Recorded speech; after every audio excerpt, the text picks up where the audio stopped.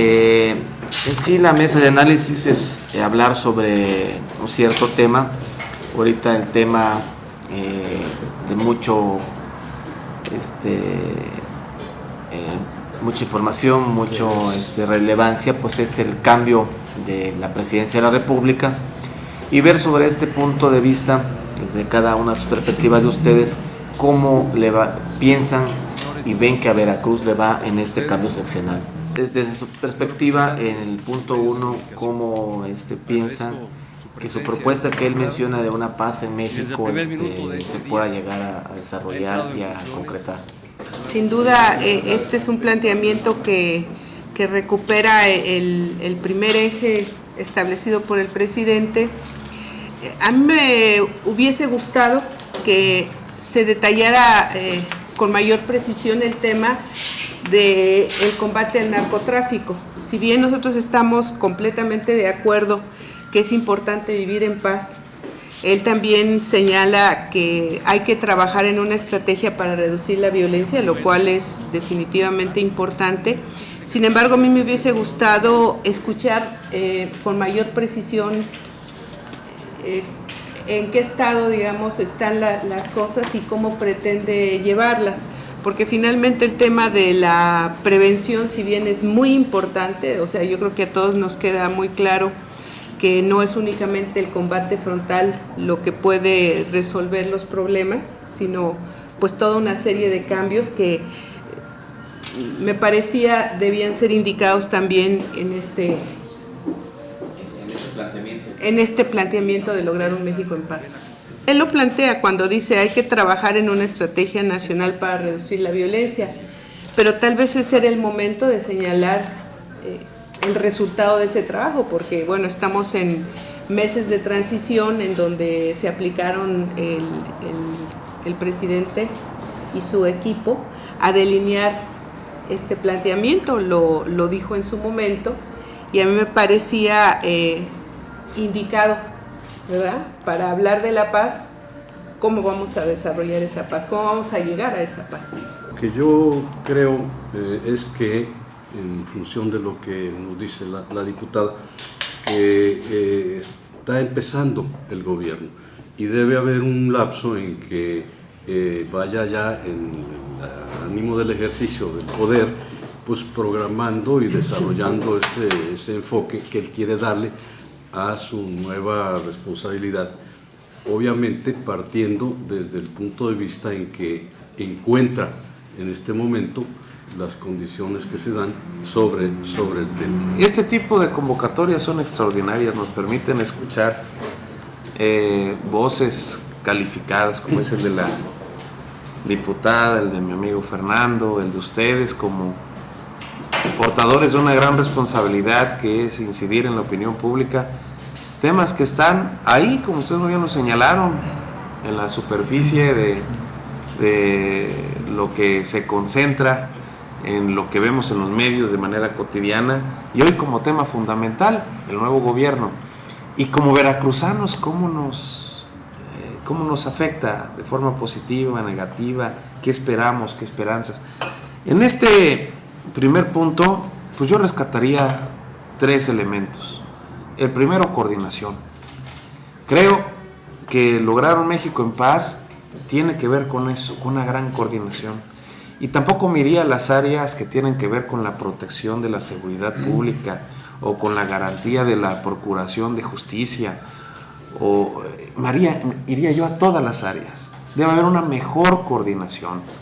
Creo que hemos visto que esto ha frenado un poquito los buenos resultados que pudieran ser esperados por parte de una sociedad que ve con tristeza que durante los últimos años quizás diferencias de naturaleza ideológica, quizás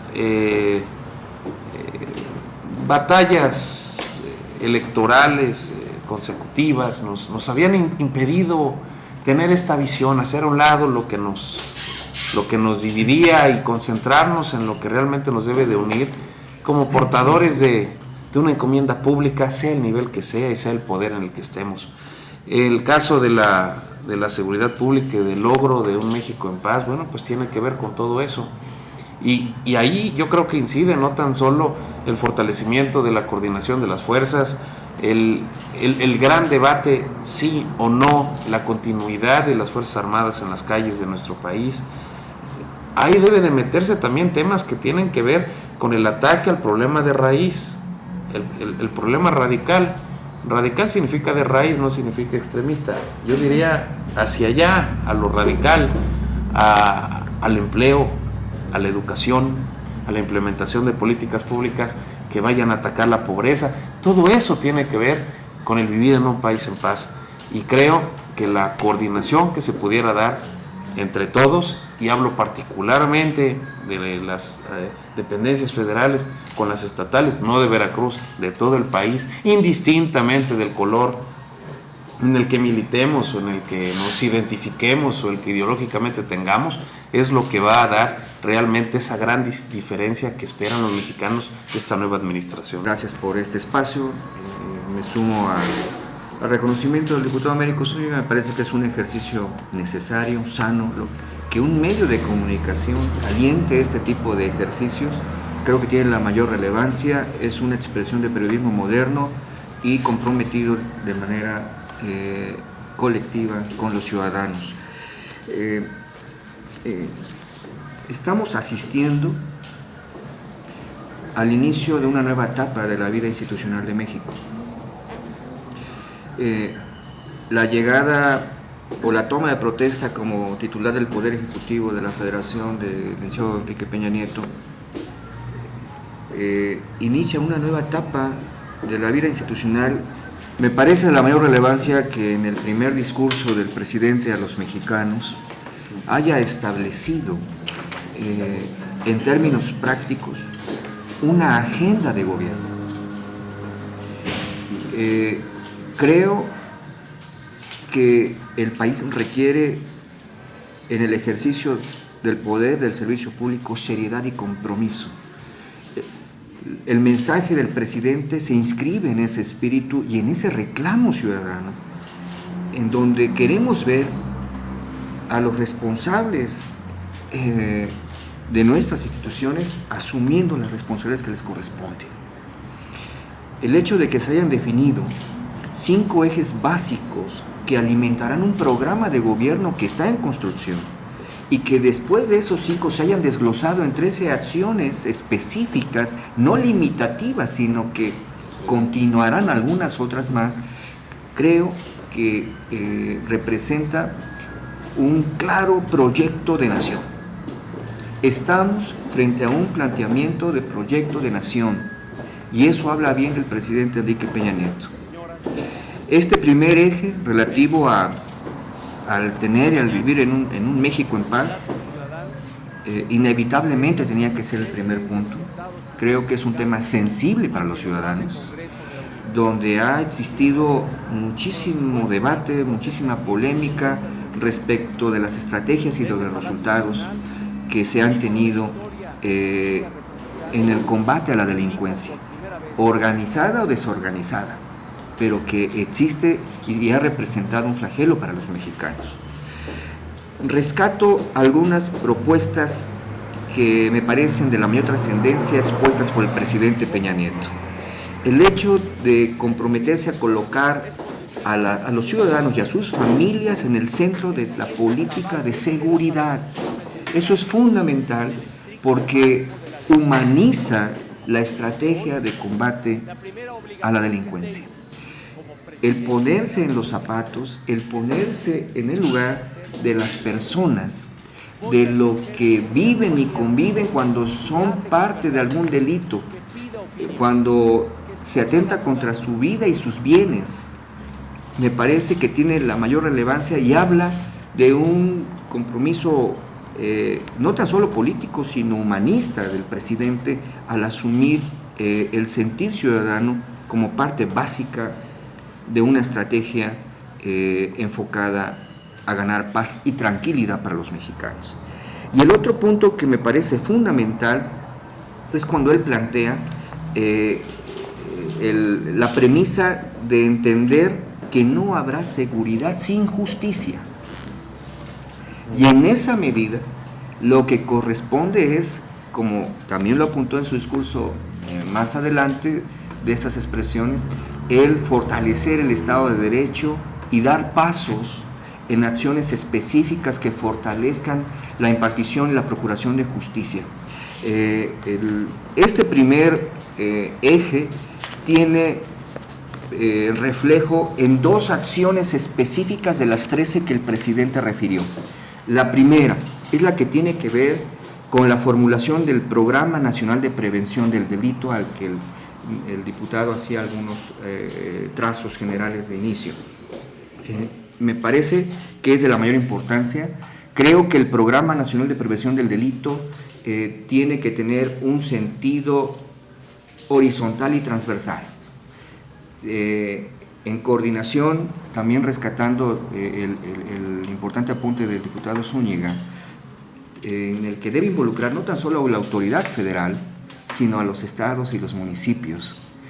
Y en sentido horizontal, creo que debe ser hacia todos los órdenes organizados de nuestra sociedad.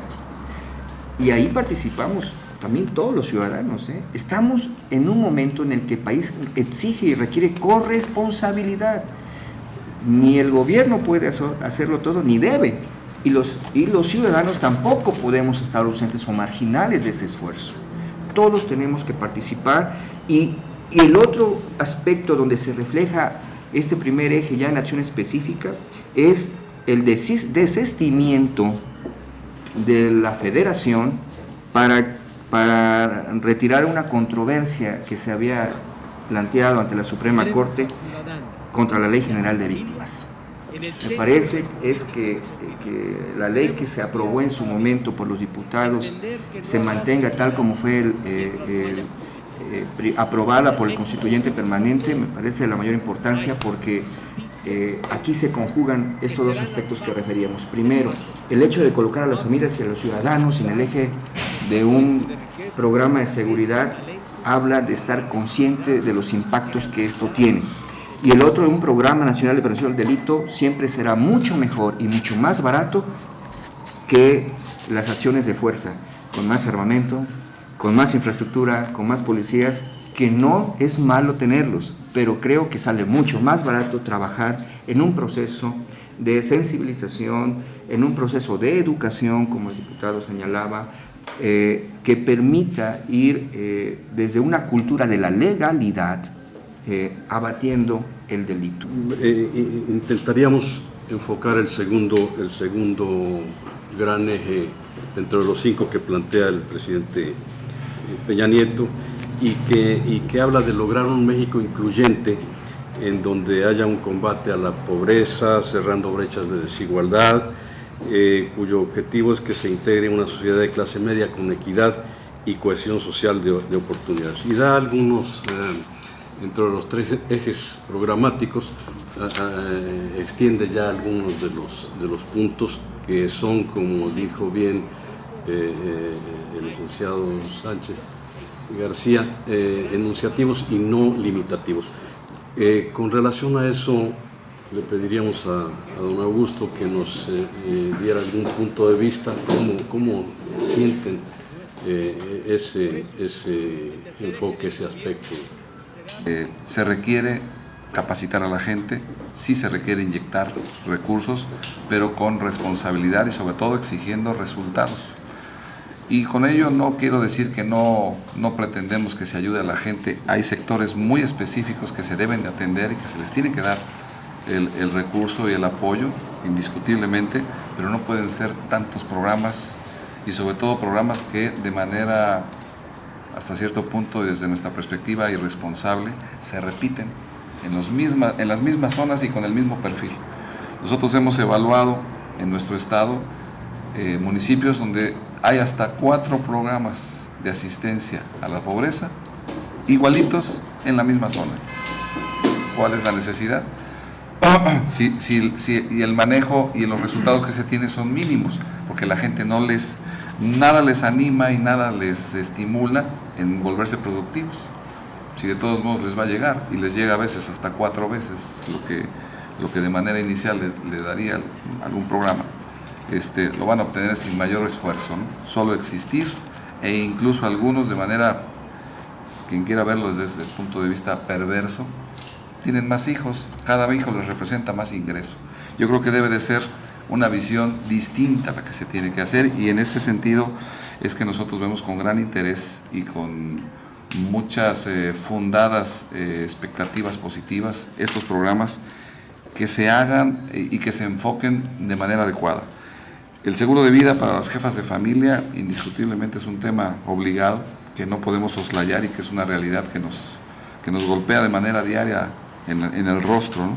Igual los adultos mayores, que también habría que hacer un análisis y un estudio más detallado y meticuloso, porque no se puede encasillar a todos en lo mismo, ¿no? Sin embargo, se requiere el apoyo, ¿no? Y esto, si me lo permiten, tiene que ir de la mano con el siguiente tema, que es la parte educativa, y que no podemos aspirar a ningún progreso si no se actúa de manera decidida y responsable, fuerte, en el aspecto educativo. Somos un país, desgraciadamente, con un bajo nivel educativo, que tenemos carencias, a pesar de los miles y miles de millones de pesos que se han aplicado. O sea, se han aplicado muchos recursos y los resultados son mínimos.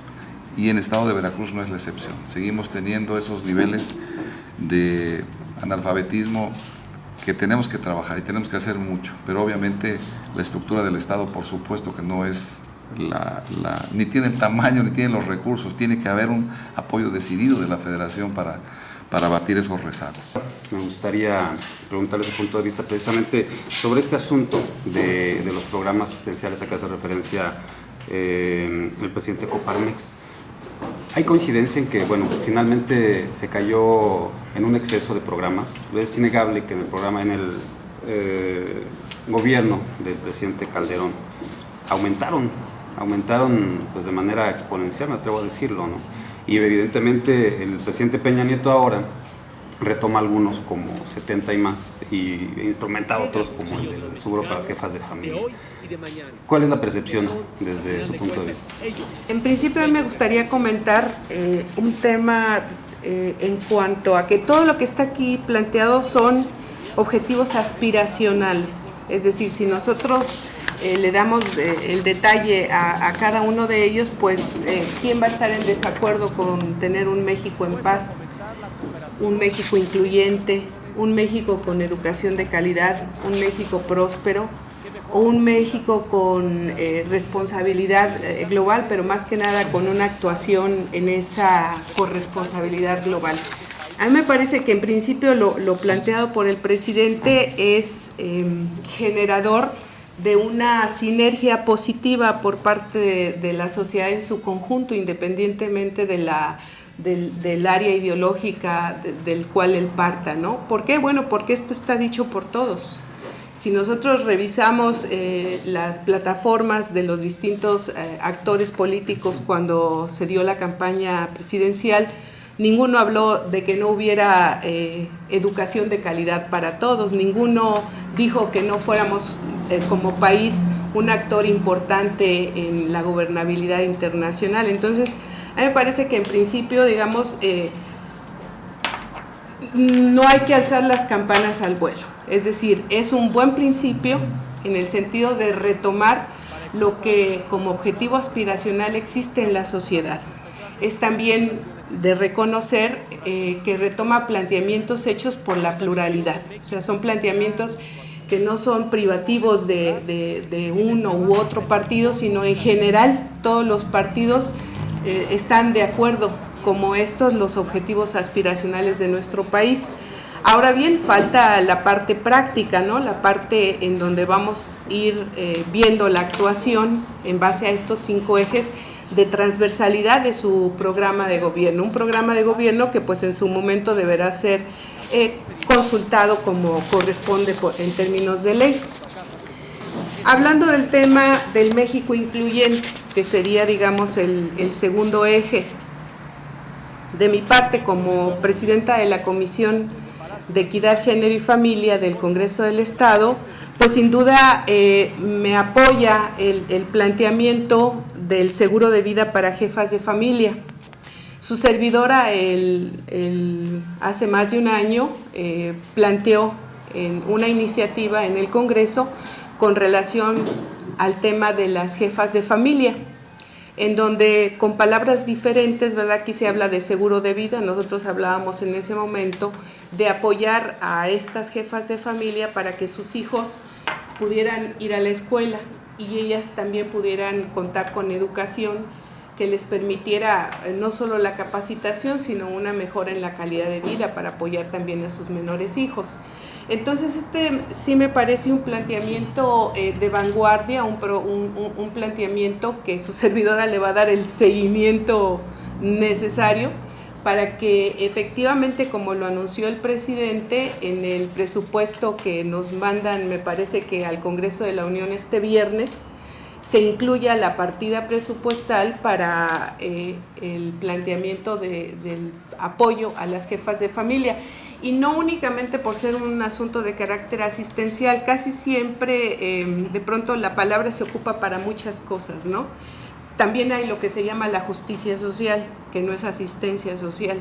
Y lo que nosotros sabemos bien es que en los hogares mexicanos, de 5 hogares mexicanos, aproximadamente 3 de ellos están siendo comandados por una mujer que deja prácticamente de tener vida para dedicarse a la vida de sus hijos y a la vida de sus padres, porque también a las mujeres la parte de los cuidados paliativos les corresponde. Cuando hay los papás que ya están mayores, normalmente es una mujer la que los atiende. Si hay un primo o hermano que sufre alguna discapacidad, también es atendido por una mujer. Entonces, sin duda, aquí el planteamiento, para no caer en el asistencialismo, tendría que ser el desarrollar presupuestos con perspectiva de género. O sea, nosotros necesitamos tener nuevos enfoques para generar un presupuesto que pueda atender a estos temas que son importantes y que nosotros coadyuvamos, digamos, en la importancia de que se realicen como poder legislativo, pero que sin duda tiene que hacer una reingeniería del presupuesto, porque el presupuesto no va a aumentar más porque se lleve ahora por un nuevo presidente, va a ser el mismo presupuesto. Lo que nosotros necesitamos realizar es esa reingeniería, pero con criterios en donde yo puedo generar un avance más hacia las mujeres que no se constituya ulteriormente en un gasto, en una carga para el Estado mexicano. Retomando los primeros 2 puntos, lo que tiene que ver con la violencia, lo que tiene que ver con la pobreza y la desigualdad social, y pasar incluso al tercer punto sobre la educación, el rezago en la educación.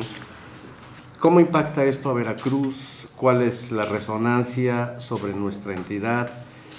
¿Cuál es la realidad de Veracruz? ¿Y cuáles son las expectativas que podrían los veracruzanos y el Estado esperar en estos aspectos de la naciente Administración Federal? 52% de la población nacional se encuentra en el rango de pobreza. Frente a un dato de ese tipo,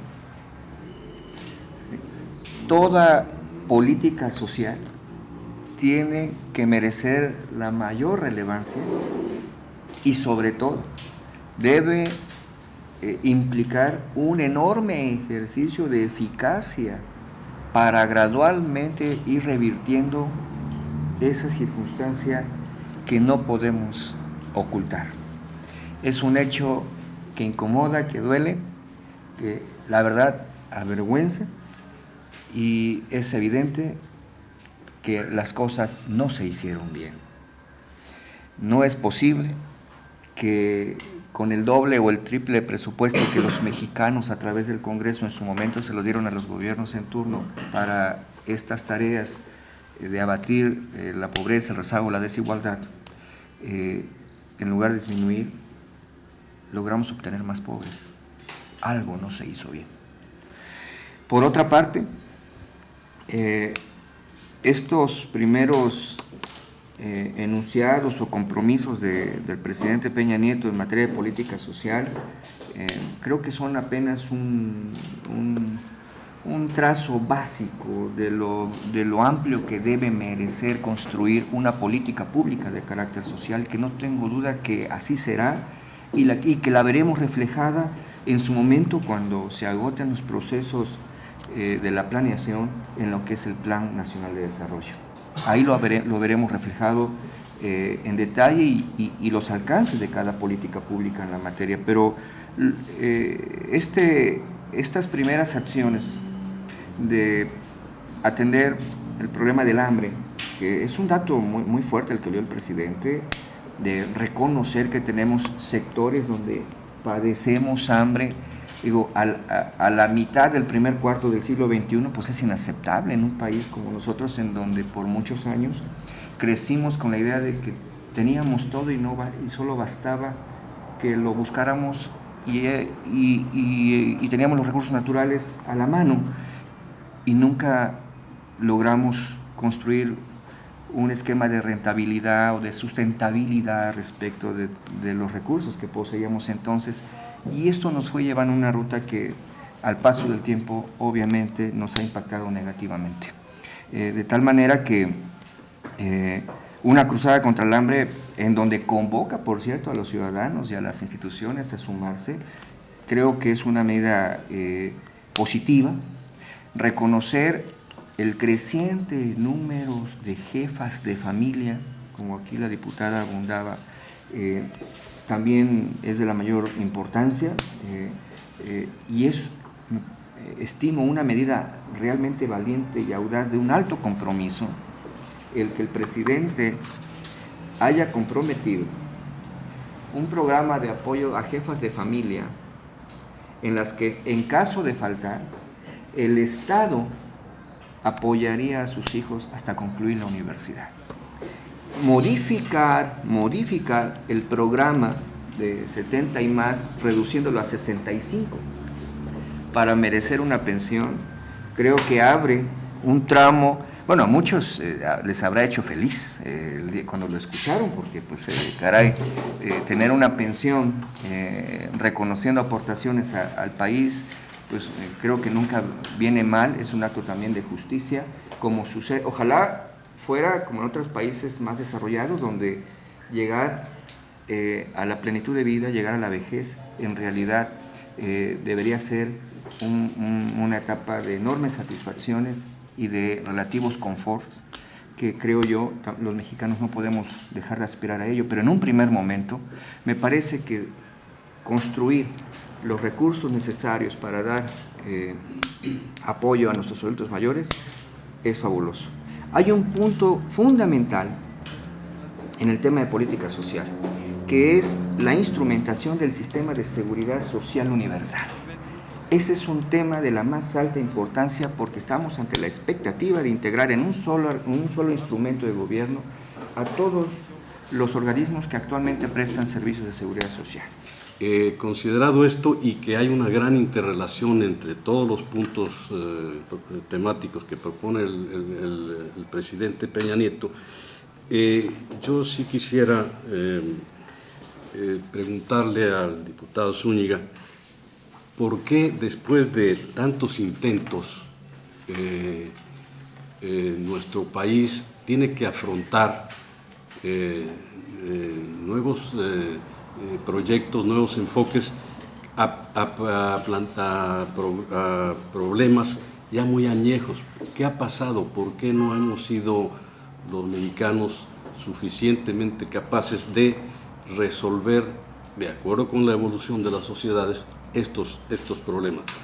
El licenciado Sánchez García, Fernando, nos hablaba de los planes de desarrollo, desde el nacional hacia las entidades y las municipales.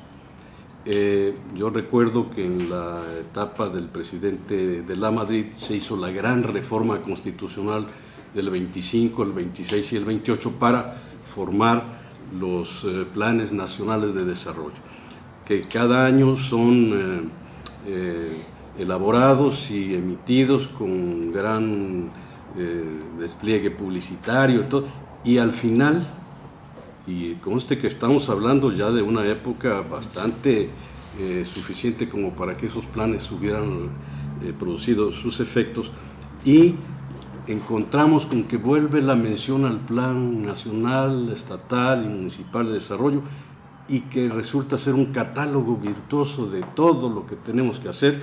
Conocemos el diagnóstico, pero ¿por qué no hemos podido resolver los problemas que tienen ya tanto tiempo? Diputado Américo Zúñiga, si es tan amable. Gracias, don Rubén. En efecto, México tiene grandes problemas que se traducen en retos. Hemos pasado por muchas crisis que dicen los chinos que representan oportunidades. Sin embargo, no hay país, no hay comunidad en el mundo que haya resuelto sus problemas. Si así fuera, no existirían los gobiernos ni las administraciones. Pero particularmente el país que ha sido recurrentemente ha atendido la gran demanda de la sociedad, que tiene que ver con la pobreza, que tiene que ver con un crecimiento demográfico que se ha salido de las manos, y con ello el crecimiento de ciudades que intervienen también en unas crisis enormes y que se deben de ir no resolviendo, porque sí me parecería bien complicado, don Rubén, se lo digo a todos, quizás no resolviendo, pero sí irse atendiendo y atenuando. Y creo que en cierta medida tenemos que reconocer logros, tenemos que reconocer que sí se han hecho cosas, tenemos que reconocer que, por ejemplo, tenemos servicios, empresas paraestatales que han hecho su chamba, que han dado resultados. Verbigracia, la Comisión Federal de Electricidad, se ha tratado de modernizar Petróleos Mexicanos, así como los intentos que han logrado mantener una economía estable, que se han parado ya de un momento a las crisis sexenales recurrentes que también hacían que nuestro país siempre en cada uno de los relevos administrativos cayéramos en problemas de naturaleza financiera. Creo que eso, y hay que reconocérselo también a quienes últimamente han pasado por la presidencia, se ha logrado atender. Y hoy tenemos un país con un equilibrio de naturaleza económico, con una fortaleza en términos internacionales, con políticas públicas adecuadas, con un banco nacional que goza de una autonomía que se ha respetado y que se debe de seguir respetando, que nos obliga a dar pasos firmes para seguir creciendo en ese tipo de aspectos. Me gusta que se estén perfeccionando, nunca llegarán a hacerlo, pero que se esté yendo hacia el perfeccionamiento de las instituciones y sus respectivas leyes.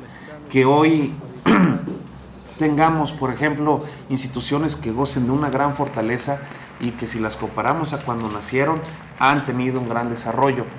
Que ha habido políticas públicas que no han funcionado, es cierto. También es cierto, lo explicó, creo, de manera muy puntual Fernando Sánchez cuando dijo que, bueno, si tal pedazote del pastel, si así le podemos llamar al presupuesto, se estaba destinando al desarrollo social y al combate a la pobreza durante los últimos años, y los grandes indicadores que la miden nos están diciendo que no tan solo no se ha paliado, sino que ha aumentado, bueno, algo estamos haciendo mal. Y en efecto creo que esos son los grandes debates en los que debemos entrar: qué es lo que estamos haciendo mal y cómo se pueden ir solucionando. Me gusta que empecemos por el respeto, me gusta que empecemos con el diagnóstico responsable y puntual. Enrique Peña Nieto está siendo plasmado en estos ejes, plasmado en sus primeras instrucciones de gabinete, está haciendo un reflejo real de este diagnóstico. Me parece que eso es algo importante. El señor no se esperó a sentarse y a estudiarlo en la presidencia, no. Desde el primer mensaje, como lo dijo Fernando, desde el primer mensaje ahí nos captó a todos una gran atención, una gran expectativa, que no tuvo, no el año que a veces se tomaban algunos mandatarios de luna de miel, no, desde el primer minuto de su mandato está tomando decisiones importantes, responsables, que tienen que ver con el involucramiento de un gobierno que, sin miramiento alguno, tiene que derribar lo que nos ha estado frenando para desarrollarnos como nación. Y bueno, pues nada más por poner un punto, el respeto del que hablo, no tan solo el presidente, creo que también el Congreso Federal, el irle cambiando desde el nombre a la gente a la que debemos de atender con mayor precisión y eficacia. Jefas de familia, digo, le hemos llamado a las damas desde lavadoras, pasando por madres solteras, y hoy ya le estamos dando otro tipo de estatus institucional que me parece mucho más respetuoso, mucho más adecuado, mucho más digno para un tema tan sensible. Lo digo como diputado por Jalapa.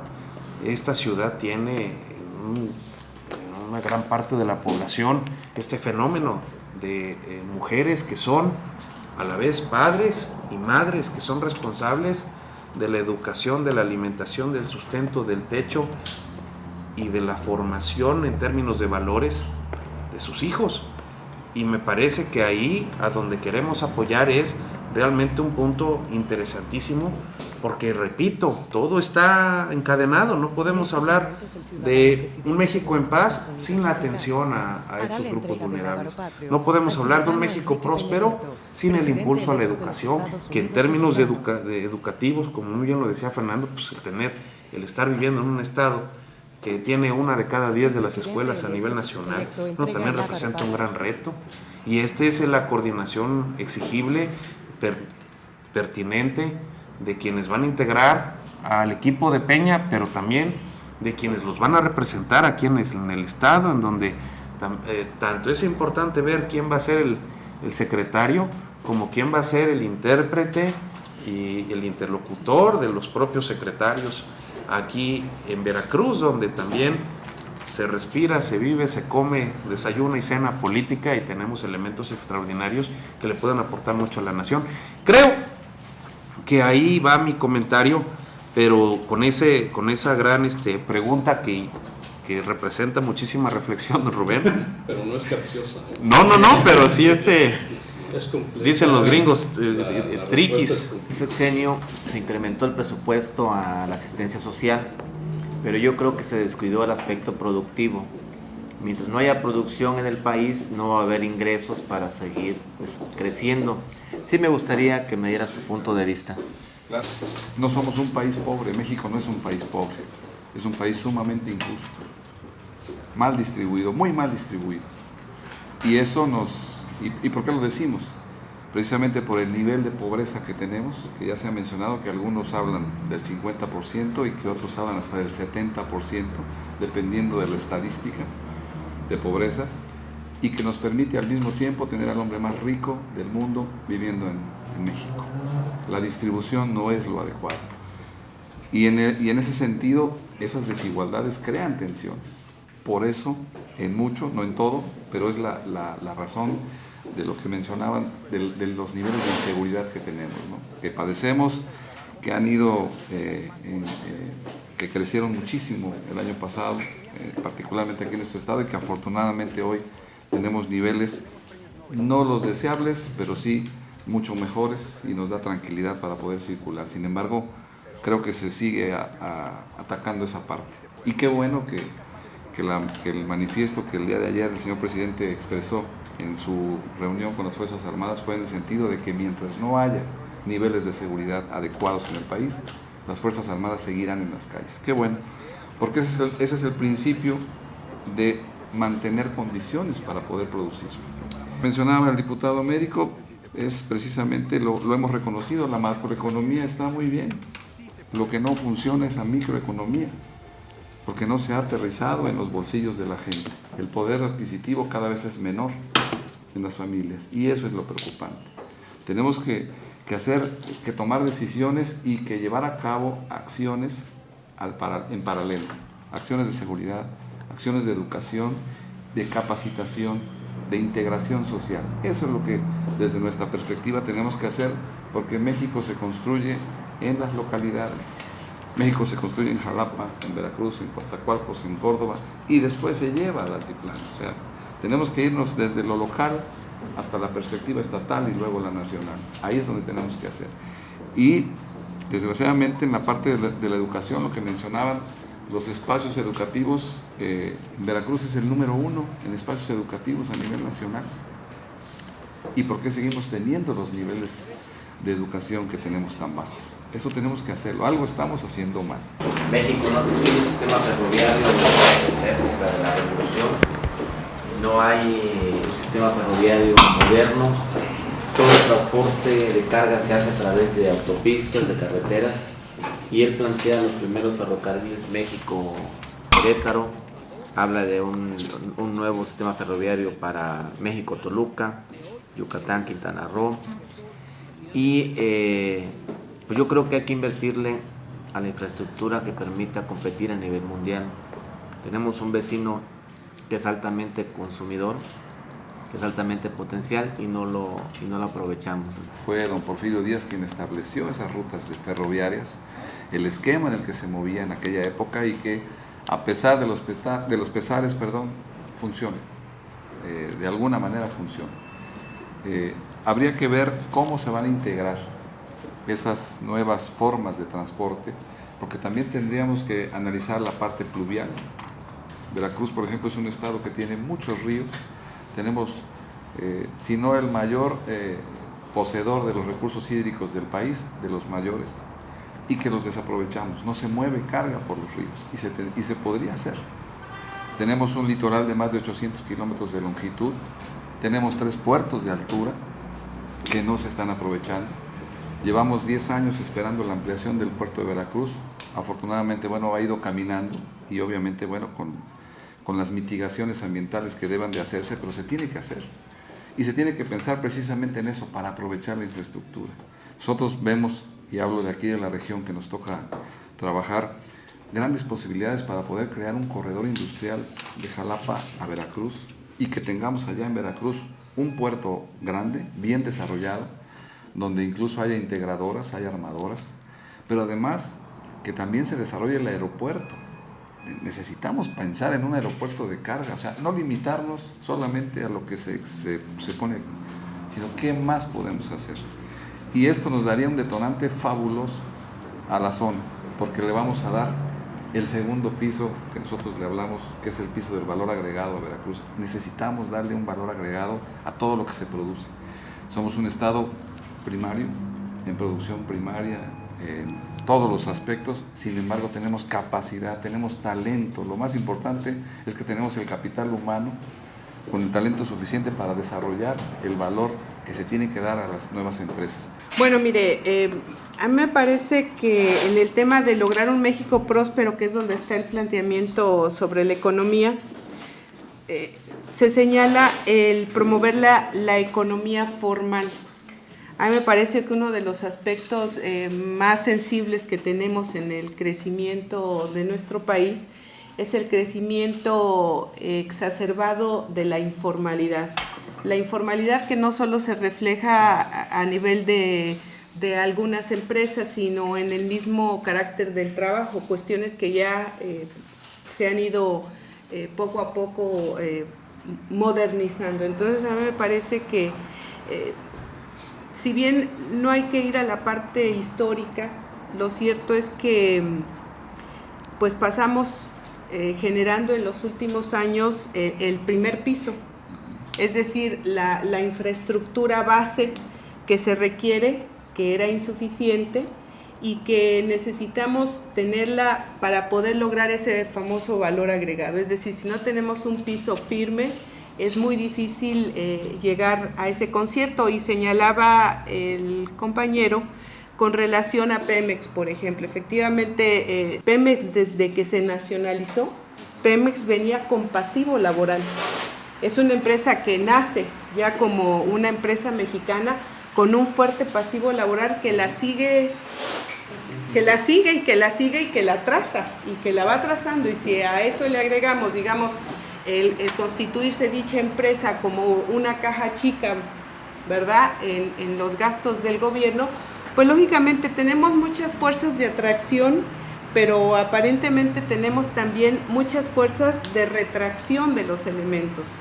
Entonces, creo que en el tema de la economía es muy importante el cambio de paradigma, es decir, que podamos hablar claramente de las cosas, y ahí es donde a mí me encantaría que observar, digamos, ya en la práctica del nuevo gobierno federal, el quitarse esos paradigmas, por ejemplo, en el terreno del concierto de las fuerzas políticas que van con él, sea, nosotros observamos, es una persona que quiere jalar hacia adelante, pero de pronto las visiones de la política anterior, ¿verdad? Las cuotas reconocidas de la política anterior pudieran retraerlo, y eso es lo que nosotros como fuerzas políticas pues estaremos coadyuvando, porque finalmente, como decimos en Veracruz, ¿no? Si le va bien a Veracruz, pues nos va bien a todos.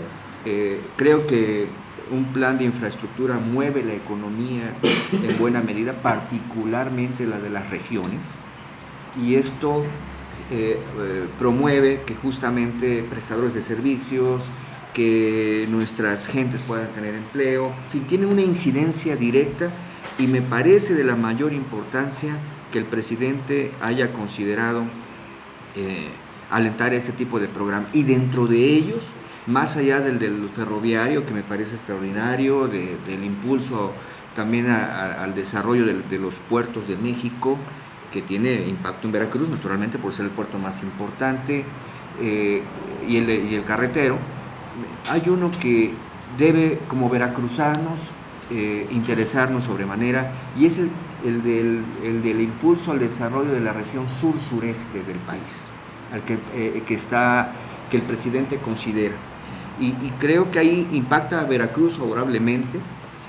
Veracruz aún registra en algunas de sus regiones rezagos en materia de comunicación y de comunicaciones, y creo yo que un programa de este tipo, de los cuales hay intentos anteriores y hay avances, recordarán algunos de ustedes aquel ejercicio del Plan Puebla-Panamá, que ya registraba algunos beneficios, y que algunas de las carreteras que hoy tenemos se derivan justamente de aquella planeación, y que por fortuna pudo llevarse a cabo, y que si hoy viene a consolidarse y poderse cruzar con otras políticas de atención a grupos vulnerables, a grupos indígenas o a gentes en situación de pobreza, pues vamos a tener para algunas regiones de Veracruz importantes respaldos. Todo esto del México próspero lo veo de manera muy entusiasta, pero también muy consciente de que tenemos primero que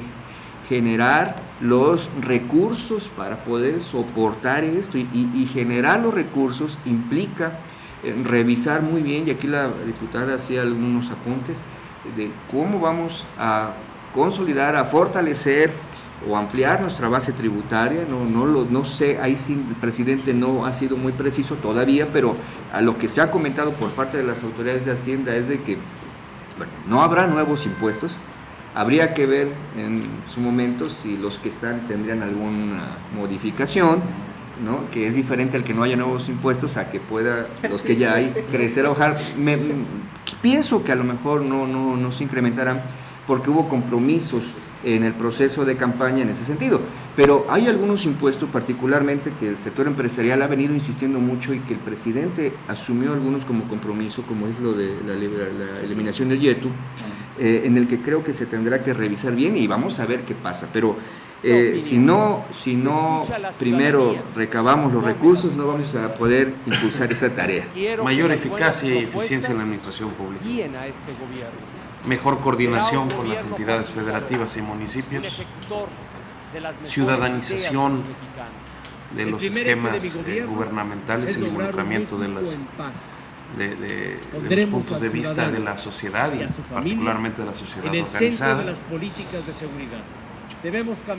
Yo creo en la política, y creo que la política no solamente tiene que ver con la defensa de lo que significan nuestros ideales o nuestras aspiraciones, sino también en el involucramiento de la consecución de otras aspiraciones, y por eso creo en los acuerdos. El presidente de la República no está obligado, jurídicamente hablando, a atender demandas de otros partidos políticos o de otros actores. Sin embargo, bajo su propia iniciativa lo quiso hacer así, involucrando en sus planes de trabajo planteamientos de otras fuerzas representativas de la nación, lo que también me habla a mí de una nueva etapa reconciliatoria de lo que necesitamos los mexicanos, que también tiene que ver con los puntos que hemos tocado, que también tiene que ver con el México próspero, educado, internacional, con el México en paz y el México incluyente. Y bueno, pues ya nada más para concluir muy rápido, la esperanza que guardamos miles, millones de mexicanos en esta nueva administración, esperanza que tengo que decirlo, ha sido recurrente, pero muchas veces no ha alcanzado lo que todos esperamos, pero ahora vemos con un gran optimismo que por lo menos los primeros pasos se han dado de manera muy correcta y bueno, pues involucrando a mucha gente, que es mi comentario. Es el último tema, les digo, corresponde ya al México hacia el exterior y abarca también una serie de conceptos que van desde lo estrictamente jurídico, porque hay nuevas figuras, hacia lo que es ya la interrelación con las demás naciones. Todo lo que está relacionado con el aspecto laboral, como ustedes lo saben, Coparmex es la representante patronal ante la Organización Internacional del Trabajo en nuestro país, y siempre hemos buscado que se eleven las voces y las razones que nosotros al interior de nuestro país tenemos en el aspecto laboral. Uno de ellos, el más importante desde nuestra perspectiva, el combate al trabajo infantil, las condiciones de equidad en el trabajo para las personas con discapacidades, para las mujeres, y que hoy afortunadamente después de esta histórica, y perdón que lo reitere, histórica firma y decreto de la ley, de la promulgación de la Ley Federal del Trabajo nueva, esto nos da un giro importante y un impulso, no el único. Por supuesto que quedaron pendientes muchas cosas desde muchos puntos de vista, pero creo que en lo sustantivo se modificó lo esencial. Son más de 200 modificaciones las que sufrió la Ley Federal de Trabajo y nos da condiciones para que hacia el exterior podamos tener nuevas condiciones de competitividad. O sea, nos otorgan muchas ventajas en ese sentido. En lo general, bueno, pues siempre hemos sido muy respetuosos de la autonomía de cada uno de los pueblos. Si bien somos los campeones en la firma de los tratados de libre comercio, tenemos 22, si mal no recuerdo, tratados de libre comercio con el exterior. Poco se ha visto de los demás, exceptuando el TLC, el Tratado de Libre Comercio con América del Norte, o NAFTA, como le llaman. Creo que lo importante es eso. Si nos dedicáramos a ahorrar solo en actividad interna, nos tardaríamos unos 20 o 30 años para poder juntar lo que requiere el país de inversión.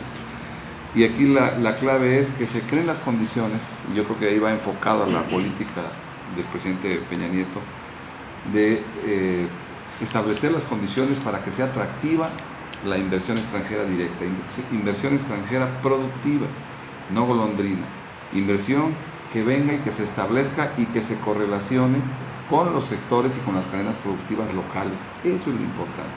Podemos tener inversiones muy importantes que llegan, se quedan ahí y se mueven en su mundo, no se interrelacionan con el medio, y la clave de esto es que se concatenen, que se vinculen con los sectores productivos locales, regionales y nacionales.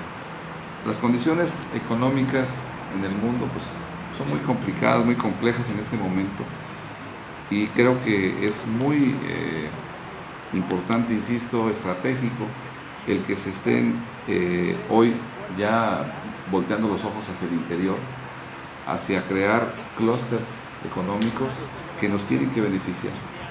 Por eso yo insisto que Veracruz tiene todo para despegar fuerte en el contexto nacional e incluso en el contexto internacional. El mundo actual está globalizado.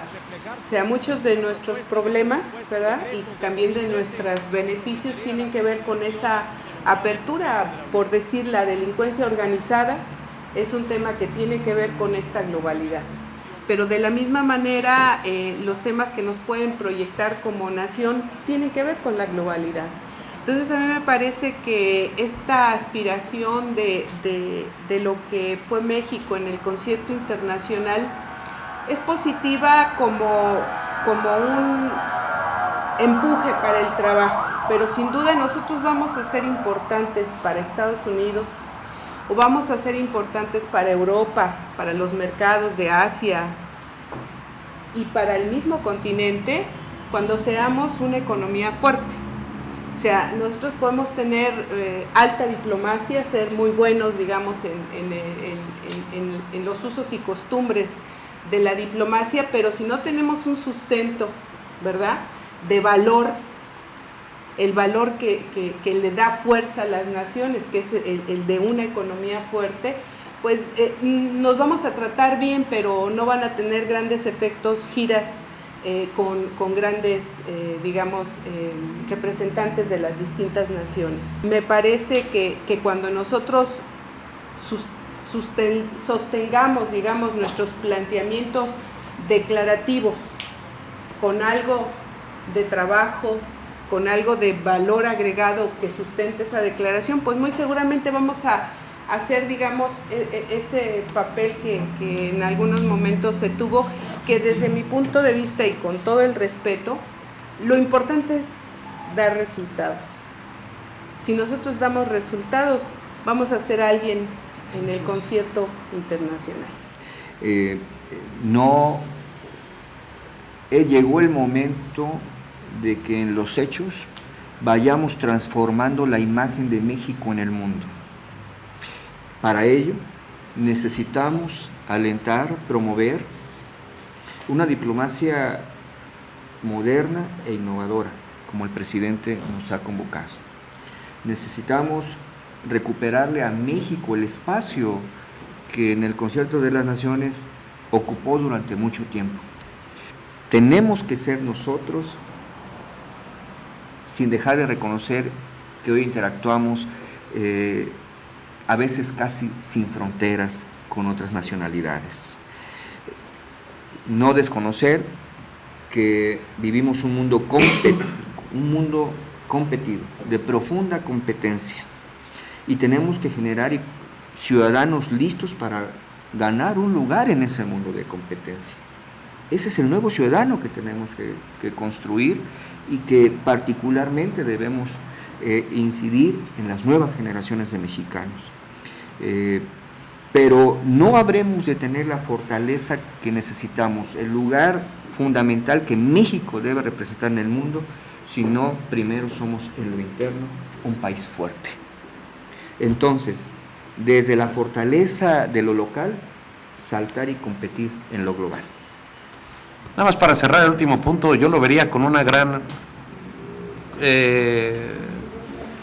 con una gran emoción el ver cómo Enrique Peña Nieto está echando mano no tan solo de lo más distinguido en el caso de sus correligionarios, sino también a quien ha dado muy buenos resultados en la administración.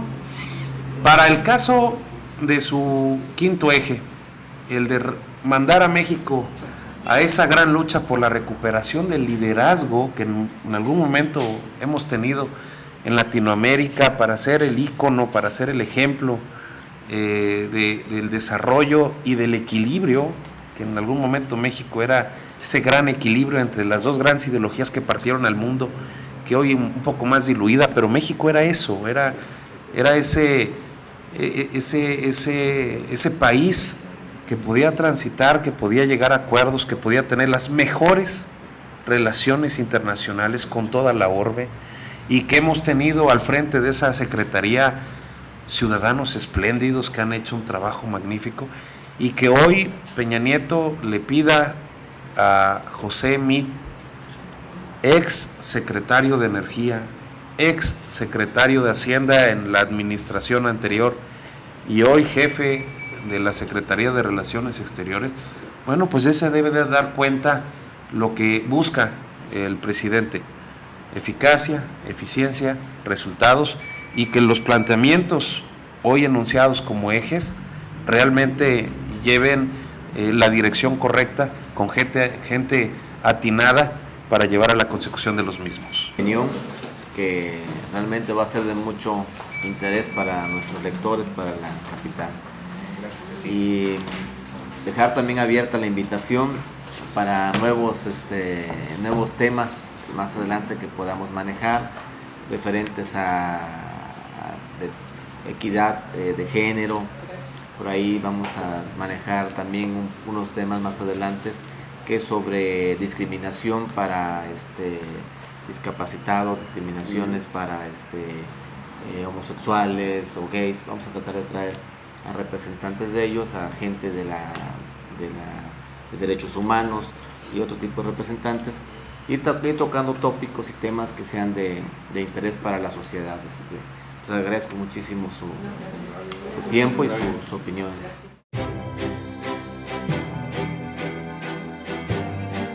¿Qué nos mueve? Nos mueve el amor por México. Nos mueve las ganas, el orgullo. Nos mueve un nuevo impulso, la fuerza de un nuevo espíritu. Nos mueve que pensamos de otra manera, que somos distintos y que no nos vamos a detener hasta llevar a México a donde se merece, a un mejor futuro. Nos mueve el que tenemos las ideas y sabemos cómo hacerlo. Nos mueve un gran compromiso, el compromiso más grande que jamás hayamos hecho. Mover a todo un país, mover a México. Gobierno de la República.